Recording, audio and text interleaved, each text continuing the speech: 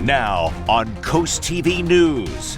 School fee fight. This is a Sussex County issue. Tensions in Sussex County over who should pay for overcrowded schools. Still no still. Why a special election isn't going to happen and what Republican leaders have to say. Honoring local law enforcement. Every agency is honored. 3 caravans roll through Sussex County on 3 different days this week to salute those who serve.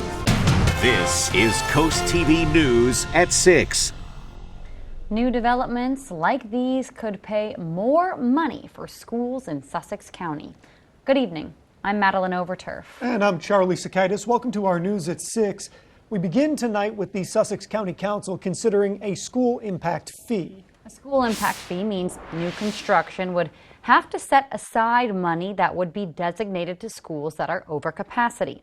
Coast TV's Ana Sofia Rahman shows us why it's getting some pushback and what is next. Representatives from the Cape Henlopen and Indian River school districts spoke in favor of a school impact fee at Tuesday's Sussex County Council meeting. All of the schools in the Cape Henlopen School District are at or over capacity. So what this will do is, we keep talking about responsible growth. I mean, that's the key. This is not school districts being against growth. We're certainly for growth. We would like to see it done responsibly. The Indian River School District argues the impact fee will put more of a burden on those driving up our population and take pressure off locals to keep funding schools. With the increase in development, having the impact fees funnel funds to our district to help alleviate the cost to all taxpayers and the local share of construction would be tremendous. But not everyone is for the fee. Sussex County Council Vice President John Riley said he understands the desire, but stated that it's not the county's responsibility to act as a fundraiser agent for the schools. We reached out to the Home Builders Association of Delaware and have not heard back yet. During the meeting, the motion to bring back a specific recommendation for the school impact fee to be later presented to local legislators passed with a vote of 4-1. In Georgetown, Ana Sofia Rahman, Coast TV News. And with that 4-1 vote, a school impact fee will be drafted in Sussex County, later be formally put up for consideration. How much would the fee be? That is to be determined. But Councilman Steve McCarron said he would not want this to apply to construction for anything that's under $30,000, like a garage or something like that. The county will look at Kent County's model to go off of this. That's a 1.16% surcharge on building permits as they draft that potential school impact fee in Sussex County. And listen to this. According to the 2024-2025 school capacity reports from the Department of Education, Cape Henlopen School is about 5% over capacity. Indian River High School is going to go heavy by about 3%, and Sussex Central High School is facing the biggest hardship. They'll be at nearly 450 kids over capacity. That's considerably higher than the other schools at 30%. And we actually have an in-depth article about voluntary school assessments in Delaware from last year when this became a sticking point in elections. You can get all that on our website, coasttv.com. Moving right to our Coast TV poll now, we want to know who should pay more in school taxes. Let's take a look at the updated results from last news hour. Take a look at your screen, and a large majority are still saying developers. So taxpayers, state government, out-of-state home buyers, and all of the above getting a little bit of the vote. And we do have a comment today. Mike from Lincoln says, quote, there should be an impact fee for every development and an acre set aside for every acre used. It's an interesting idea. If you haven't voted yet, you can still do that. Go to coasttv.com. You can also leave a comment like Mike did. And we're going to show you updated results on Coast TV News at 11. Speaking of schools, Indian River hosting its second current expense referendum June 5th after voters shot down the first attempt this spring. The district is hosting 3 public meetings to highlight that referendum. The first is tomorrow, Wednesday, May 14th at Millsboro Middle School. The second is Wednesday, May 21st at Lord Baltimore Elementary. The last one is Wednesday, May 28th at Indian River High School. This referendum is asking voters to approve $22.5 million in additional funding to cover rising operating costs and maintain competitive salaries for staff. Let's go ahead and take a live look outside into Rehoboth Beach. Kind of just a drizzly gray day out there. Our First Alert Chief Meteorologist Paul Williams does have a look at our forecast for us. Good evening, Paul.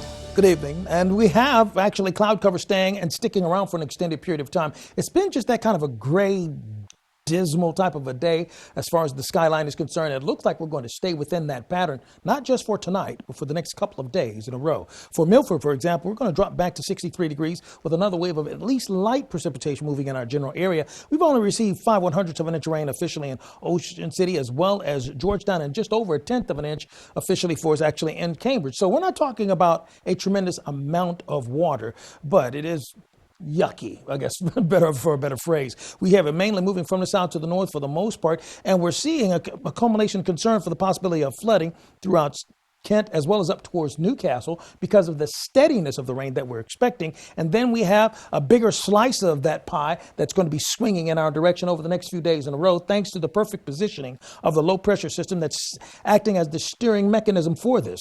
We are in the 60s right now, so we're below that threshold where we would be concerned about some of this rain turning into isolated thunderstorms and popping in such a way that would be of great concern. But we're going to see those steady showers for tonight. Here's our expectation for our evening planner. Winds are going to become a little more robust at about 16 miles per hour, but we're going to stay in the 60s, and Charlie, we're going to stay soggy. You cut through the technical jargon with a good old yucky. Tonight, the Ocean City Council will go over the complaints, all the complaints that they've received about tents on the beach.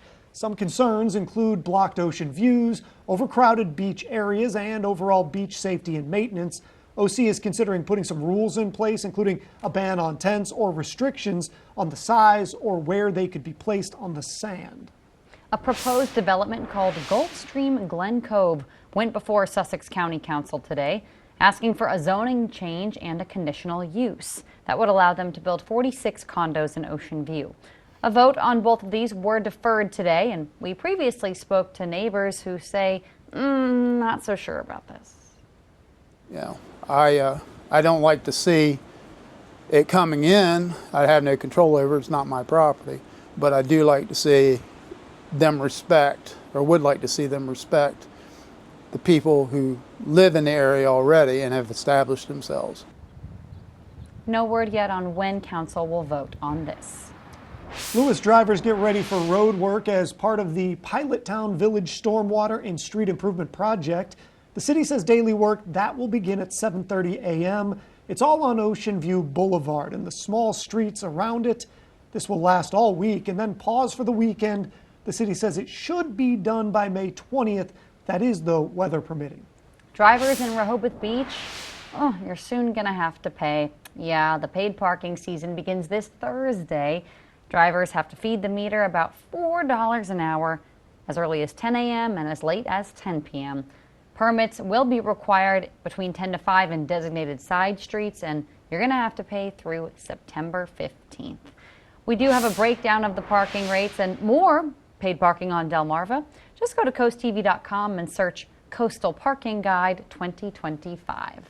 New tonight, there have been 28 days in the Delaware legislative session, and Democratic Representative Stell Parker Selby hasn't made it to any of them. With just 14 days remaining, unlikely if that's going to change as she's been recovering from an unspecified illness. But in the meantime, District 20 has been without her representation. Republicans have been calling for transparency. Democrats today did not answer Coast TV's phone calls or texts. For those who are wondering about the possibility of a special election, it's pretty much impossible because Parker Selby was sworn in at a private home ceremony, so technically there is no vacancy. Coast TV will continue to cover this story as the days count down. So far, the constituents of District 20 have had no representation at the legislature in Dover as key votes are held and bills are passed. And we have a lot more news to get to this evening. Food Truck Tuesday rolling back into Georgetown for the first time since the pandemic. A look at the return of this popular summertime lunch option. And looks like raindrops will keep falling on our heads. And I'll show you what I'm tracking on how many more days in a row it'll continue to happen. First, why people took time out of their week to honor every law enforcement agency in Sussex County when we're back in just 60 seconds.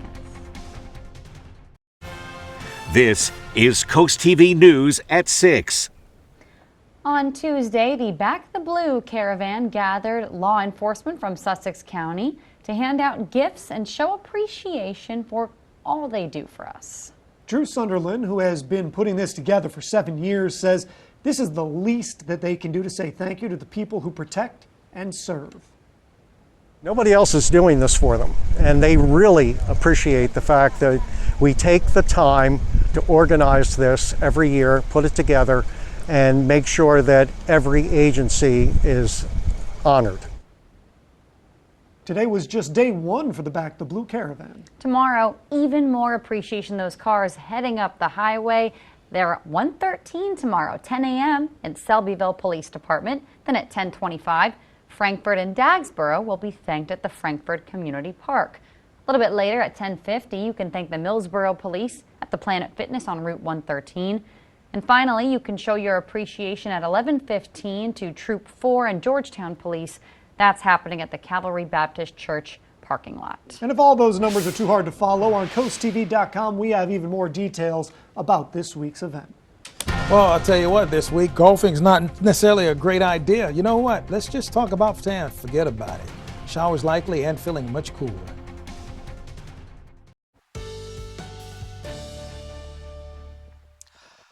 It's been staying cloudy all day long, and it's going to stay cloudy all night long and for a couple of days after that. Our tunnel and razor camera illustrating in Lewis just how thick and overcast it continues to stay. And we're going to also add in a couple of sprinkles here and there, particularly by the 9 o'clock hour for us in the Lewis area as we stay in the lower 60s. We're in the mid 60s in a lot of locations. 66, for example, in Gumboro, Millsboro, Georgetown, Redden, Bridgeville, as well as Delmar, and 64 degrees right now, Long Neck. The winds are continuing to push off of the ocean and actually moving in the southeast. We've had a gust that we've recorded about 23 mile per hour gusts actually in the Indian River Inlet. About a 22 mile per hour gust is what we've recorded. Now, winds, let's talk about that just briefly. By 1 o'clock in the morning, look at how these winds are going to pick up. 33 to 36 mile per hour winds coming out of the east to southeast at about 1:30 this morning. So we do have concerns for gale wind warnings off of the coast. They'll die down a little bit for us by 10 o'clock mid-morning, but we'll still have at least 25 mile per hour gusts in Rehoboth Beach and probably even a little stronger than that, Prime Hook, as well as near Lewis Beach. But here's the concern. We have a gale wind warning now. That means we're watching out for about 45 mile per hour gusts near Fenwick Island Beach, Ocean View, Bottom Hills, Rehoboth, as well as up towards Lewis. Now, not quite as robust in Ocean City. We're still at a small craft advisory. This is the difference between the two. That was 40 miles per hour. This is 25 miles per hour. By the way, speaking of more robust, we also have an additional gale wind warning that's been issued near Cambridge, Cornersville, and Madison for 35 to 40 mile per hour wind gusts there as well. Rain and the precipitation that we're going to be receiving wave upon wave, another concern. We have a massive concern for flooding widespread throughout North Carolina and just about all of Virginia. But keep in mind, that's going to stay in effect until Wednesday morning. But we have a newly issued concern for coastal flood advisory for us throughout Kent and even going up towards Newcastle for near the Milford area, but really more so for the beaches. As far as precipitation totals are concerned, we're only about 1/10 of an inch, let's say just over that in Cambridge, and less than that in all other locations. For tonight, we dropped to 62 in Redden and Georgetown, as well as Seaford, 63 in Delmar. Look at what we're expecting in the early morning hours. By 7:30, look for an isolated cell north of Easton to push through Chestertown. That's going to quickly move out of the way. 3 days in a row, we're looking for a 40+% chance of rain. Wednesday, Thursday, and Friday. Saturday, we drop down to 24, and then Sunday, we just drop off the map, so to speak. So let's talk about that rain. Precipitation-wise, 3 o'clock in the morning, when we're looking for those winds to really act up, that's also when we're going to see an isolated cell that's going to develop right off of the coast here briefly. And then by the afternoon, we'll see some sunshine and warming to near 80 degrees in some locations. And then for Thursday morning, we start off chilled, but we end up into the upper 70s there as well. We are looking at the accumulation to stick around, let's say, about 1 inch in some areas if you take the measurement from now all the way until the weekend, until Saturday morning. So over a long period of time, we're not looking for a tremendous amount of rain to cause immediate flooding, but over a long period of time, it's going to be more than just annoying. Spotty showers will flare up between Chincoteague and Snow Hill, 6 o'clock in the morning. Clears out for us quickly, temperatures in the 70s. And then we look for Thursday morning, another pocket of strong storms that will begin to push through our immediate area. As a result of that, We're continuing to take over the next 5 days. Scattered showers for Wednesday, Thursday, and Friday, but clearing out for us on Saturday. And so widespread wise, we're going to see that as we deal with slightly above normal precipitation in our neck of the woods. Here's a look at your extended forecast. So much. City of Salisbury is gearing up for Third Friday festivities, and that's going to require some closures. Starting at 2 Main Street from West Market Street to Division Street will be closed. Division Street from Route 50 to the Circle, also closed for drivers. This event features local art, music, and vendors, and it's all, I love this, Charlie, pet themed. And speaking of festivities, food trucks back on the menu in Georgetown. Today they were back on the streets for the first time since 2019 for Food Truck Tuesday. It's from 11 to 2 every second and fourth Tuesday. That goes until August. A rotating variety of food trucks will be right beside the Georgetown Circle. Plenty of folks showed up to support the event today, and the vendors say they're excited to get to work. And I'm definitely glad to be out here because I haven't done anything in like almost a year. So I'm definitely glad to be out here today. Food Truck Tuesday is an effort by the town and Chamber of Commerce to bring some life, other than traffic, to the Georgetown Circle. Warmer weather means more people outside. Even in the rain, people love to bike, right? So the city of Cambridge is reminding everybody, remember this, stay off sidewalks, and neighborhoods with signs cannot be on sidewalks there. Use lights at night, and remember, Maryland drivers are required by law to give at least 3 feet of space when passing cyclists or scooter riders. Delmarva Sports Network from the Wawa Studios. What's going on, sports fans? The rain did cause some cancellations on DSN. The Delmarva Shorebirds were scheduled for a game today. That has been postponed. That leads us to a doubleheader tomorrow at Arthur Purdue Stadium. First game will be at 5:05 p.m. and the second contest will follow. Delmarva split their last series with Myrtle Beach, losing the first, winning 3 straight, and dropping the last 2 games. They look to get back in the win column against the Fredericksburg Nationals. You can catch the doubleheader only on the Delmarva Sports Network.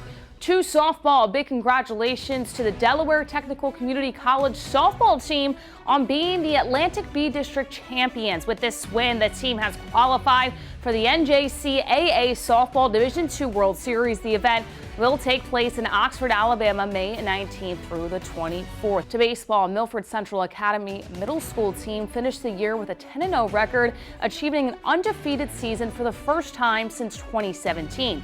Head coach Jaden Rivera, along with coaches Carson Rios and Gavin Legg, led this team to a perfect season. Battle for sports. Have a great night, everybody.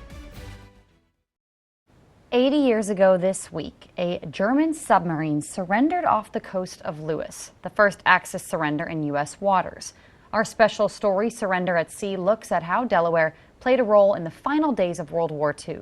You can catch that Wednesday, that's tomorrow actually, on Coast TV News at 6, Paul.